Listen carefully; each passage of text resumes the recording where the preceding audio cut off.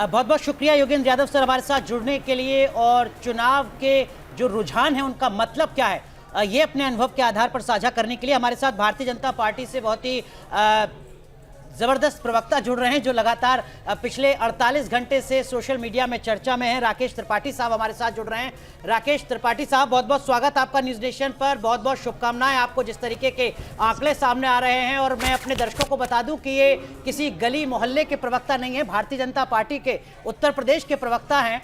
अखिलेश यादव को क्या कहेंगे राकेश त्रिपाठी इस वक्त न्यूज़ नेशन पर, जो राकेश त्रिपाठी के कद को बताने की कोशिश कर रहे थे?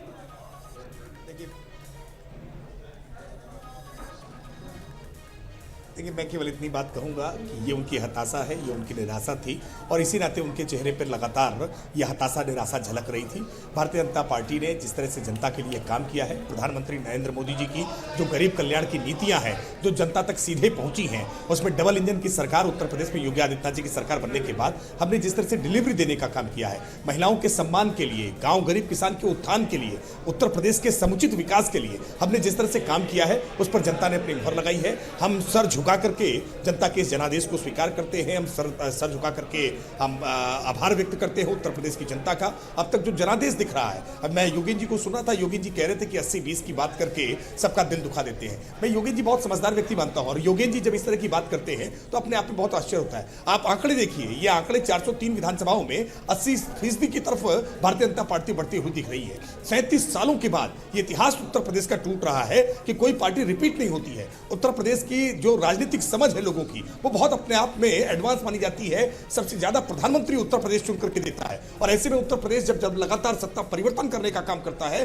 और वहां पर योगी आदित्यनाथ जी इतने बड़े बहुमत के साथ वापस लौट कर आ रहे हैं, तो अखिलेश यादव जी का चिढ़ जाना बहुत स्वाभाविक है। और वो इसी प्रकार से करते रहे, कभी कोई छोटा पत्रकार बताते रहे, ए पुलिस ओ पुलिस करते रहे, गली मोहल्ले का प्रवक्ता बताते रहे, हमने स्वीकार किया है। हम गली मोहल्लों से निकल करके आए हैं। हम लोग किसी राजनीतिक विरासत के आधार पर नहीं, सामान्य जनता के बीच में काम करके आए हैं और इसीलिए जनता आज हमारे साथ खड़ी है। जो इतना बड़ा जनादेश मिल रहा है, ये जनता के साथ जुड़ाव का है। कोरोना में जिस तरह से प्रोपेगेंडा फैलाने का प्रयास किया गया, गंगा में बहती हुई लाशों का जिक्र करके उत्तर प्रदेश की छवि खराब करने का प्रयास किया गया, ये जवाब आज उन लोगों को सबको है कि हमने कोरोना में किस तरह से मैनेजमेंट करने का काम किया, जिसकी तारीफ केवल भारत में नहीं हो रही थी, ऑस्ट्रेलिया के सांसद तारीफ कर रहे थे कि योगी आदित्यनाथ जी ने कोरोना का मैनेजमेंट कैसे किया है।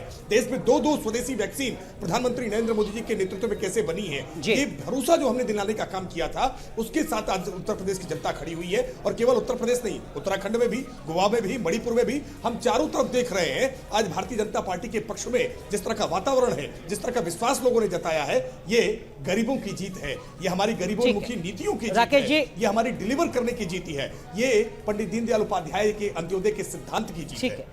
राकेश जी हमारे साथ 2 वरिष्ठ पत्रकार हैं। उन दोनों वरिष्ठ पत्रकारों के साथ साथ दर्शकों को भी बता दूं कि राकेश जी मूलतः पत्रकारिता के छात्र रहे हैं और जब पत्रकार किसी पॉलिटिकल पार्टी से जुड़कर प्रवक्ता बनता है तो धारा प्रवाह तरीके से किस तरीके से अपनी बातों को तर्कों के साथ रखता है, वो आप राकेश त्रिपाठी को जब सुन रहे हैं, स्क्रीन पर देख रहे हैं, तो आपके समझ में आ रहा होगा। लेकिन अखिलेश यादव ने जो बयान आपको लेकर दिया, क्या उससे आहत हुए और क्या आपको लगता है कि बचा जा सकता था इस तरीके के बयान से? निजी सवाल है।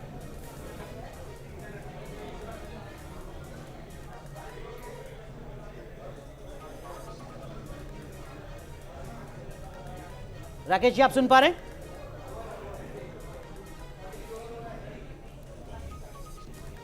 जी मैं आप सवाल रिपीट कर दें अनुराग जी एक बार।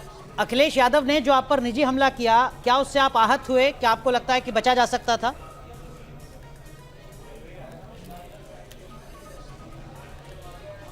मैं मानता हूं वो उत्तर प्रदेश के मुख्यमंत्री रहे हैं। समाजवादी पार्टी उत्तर प्रदेश का प्रमुख विपक्षी दल है, वो उस पार्टी के अध्यक्ष हैं।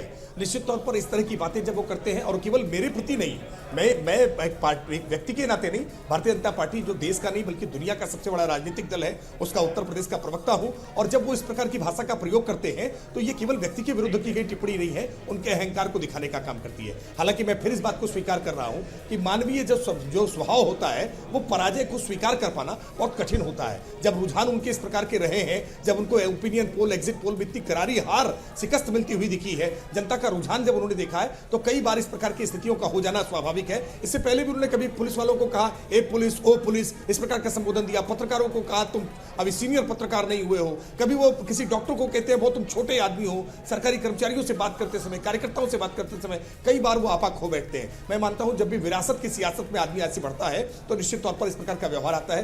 राजनीति में व्यक्ति को बहुत संवेदनशील होना चाहिए और जैसे जैसे आपका कद बढ़ता जाए आपको के अंदर वो संवेदनाएं, वो गंभीरता दिखनी चाहिए। मैं अखिलेश यादव जी से अपेक्षा करूंगा क्योंकि एक बहुत बड़ी राकेश जी हमारे साथ स्टूडियो में एनके सिंह साहब मौजूद हैं, वरिष्ठ पत्रकार हैं। मुझसे हमने इस प्रकार की भाषा कभी नहीं सुनी है। ठीक है, मुलायम सिंह, ठीक है, वो भी आपसे सवाल करना चाह रहे हैं। NK Singh sir.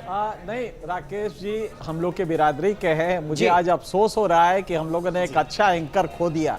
अच्छा रहता है कि हम लोग इनको अपने साथ रखते, क्योंकि ये बीजेपी का लाभ को तो लाभ हो गया है, लेकिन पत्रकारिता का नुकसान है। जिस तरह धारा प्रवाह उन्होंने अपने को हाईलाइट किया है, इस पार्टी को हाईलाइट किया है, मुझे लगता है हम लोगों ने एक अच्छा एंकर खो दिया।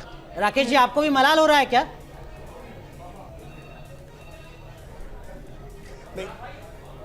नहीं, बिल्कुल मलाल नहीं है। मैं मानता हूं देखिए इस समाज के लिए सेवा करने के अलग अलग माध्यम हैं। आप पत्रकारिता के माध्यम से समाज को जागरूक करने का काम करते हैं, लाइट हाउस के तौर पर आप लोगों को रास्ता दिखाने का काम करते हैं, और मैं प्रत्यक्ष तौर पर राजनीतिक दल के कार्यकर्ता के तौर पर लोगों की संवेदनाओं के साथ जुड़ करके उनकी समस्याओं के समाधान के लिए प्रत्यक्ष रूप से प्रयास करने का काम करता हूं। कई बार आप लाइट हाउस के रूप में हमको मार्ग दिखाने का काम करते हैं, रास्ता बताने का काम करते हैं, कई बार टोका टाकी करने का काम करते हैं, गलतियों पर हमको आईना दिखाने का काम करते हैं, हम उसको सरमाथे स्वीकार करते हैं। मैं मानता हूं कि आप अपनी भूमिका वहां से निभाते रहे, मैं अपनी भूमिका यहां से निभाता रहूंगा। मेरी सहयोगी ज्योति आपसे सवाल पूछे, उन कमियों को आप उनसे पहले जरा आपके अंदर भी, मीडिया के अंदर भी अगर किसी प्रकार की कोई खामियां होंगी तो उस पर हम टिप्पणी करते हैं। बिल्कुल, मेरी सहयोगी ज्योति आपसे सवाल पूछे, उससे पहले जरा ये बताइए कि ये जो धारा प्रवाह बोलते हैं प्रवक्ता के तौर पर, ये बीजेपी की ट्रेनिंग का असर है या पत्रकारिता का अनुभव काम आ रहा है?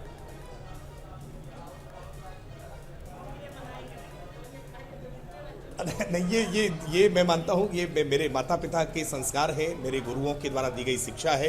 ये पत्रकारिता के विद्यार्थी के नाते मैंने जो पढ़ा है, अपने गुरुओं के साथ जो सीखा है, आप सबके सानिध्य में जो बैठ करके जिस प्रकार से बातचीत करते करते करत अभ्यास थे जड़मत हुत सुजान रसरी आवत जाते सिल पर परत निशान, ये लगातार प्रक्रिया के आधार पर भारतीय जनता पार्टी एक ऐसी पार्टी है जिसके साथ काम करते। मैं कई बार कल्पना करता हूँ कि मैं अगर कहीं कांग्रेस का प्रवक्ता होता तो कैसे इस दुरूह दायित्व का निर्वहन कर पाता। मैं बार बार कांग्रेस के प्रवक्ताओं को बहुत सलाम करता हूं कि उनके अंदर जो जज्बा है, उनके अंदर जो हौसला है, ये हौसला शायद मेरे अंदर नहीं है। भारतीय जनता पार्टी जितनी अच्छी पार्टी है, इसको डिफेंड करना बहुत आसान होता है, इसके साथ खड़े हो जाना बहुत आसान होता है। देखिए, बहुत कठिन होता है सपा का प्रवक्ता होना, बहुत कठिन होता है कांग्रेस का प्रवक्ता होना। मैं इतने कठिन कार्य नहीं कर पाता, मैं तो आसान काम करता हूँ। राकेश जी, वक्त की बात है, हम बस यही कहेंगे, लेकिन विपक्ष ने बहुत सारे सवाल उठाने की कोशिश की। किसानों का मुद्दा उठाया, बेरोजगारी का मुद्दा उठाया, भर्तियों का मुद्दा उठाया, पेंशन, पुरानी पेंशन का जिक्र लगातार अखिलेश यादव करते रहे। कोरोना काल में जब ये कहा गया कि अच्छे से मैनेजमेंट नहीं हो पाया, तो ये तमाम मुद्दे गौण होते गए योगी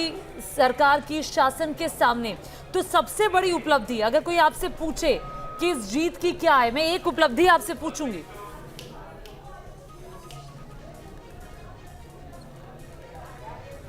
लेकिन मैं मानता हूं कि किसी एक उपलब्धि के आधार पर सरकारें बनती बिगड़ती नहीं है। इसमें बहुत सारी उपलब्धियों का समुच्चय होता है, और विशेष तौर पर मैं अगर कहूंगा इसका सबसे बड़ा श्रेय तो वो प्रधानमंत्री नरेंद्र मोदी जी की जो गरीब कल्याण नीतियां हैं। अब तक इस देश में गरीबी हटाओ के नारे बहुत सारे दिए गए, लेकिन केंद्र से 1 रुपया चलता है और 85 पैसा भ्रष्टाचार की भेंट चढ़ जाता है। इस बात की स्वीकारोक्ति भी देश के एक पूर्व प्रधानमंत्री करते रहे। लेकिन आज हमने जिस तरह से जनधन खाते खुलवा करके डीबीटी स्कीम के तहत सीधे उनके खाते तक राशि पहुंचाने का काम शुरू किया, विशेष तौर पर किसानों के लिए जिस तरह से किसान कल्याण सम्मान निधि के तौर पर 6,000 रुपए खाते में हमने पहुंचाने का काम शुरू किया। उत्तर प्रदेश में 44 लाख लोगों के मकान बनाने का काम किया है। ये मकान वास्तविकता में उस भावना को समझिए कि जब फूस और छप्पर का मकान होता है और पानी बरसता है, जब बच्चे भीगते हैं, पीड़ा क्या होती है। आज इसका कितना बड़ा एक भावनात्मक असर मतदाताओं पर पड़ा है, ये शायद विपक्ष को समझने की आवश्यकता है। आज उत्तर प्रदेश में जब हमने 2.25 करोड़ से ज्यादा शौचालय बनाने का काम किया है, तो जो घर से बाहर निकल करके अंधेरे में का इंतजार करती थी महिलाएं, उनके लिए कितना बड़ा भावनात्मक इस बात का असर पड़ा है। इस बात को विपक्ष को समझना चाहिए। उत्तर प्रदेश में हमने एक योजना जो गांव गरीबों के लिए, किसानों के लिए हमने समर्पित करने का काम किया है, आज उसका लाभ मिला है। और विशेष करके योगी आदित्यनाथ जी की कानून व्यवस्था का जिक्र मैं जरूर करूंगा, क्योंकि उत्तर प्रदेश जहां माफियाओं का साम्राज्य था, हर जिले में पैरेलल नेटवर्क चलता था माफियाओं का,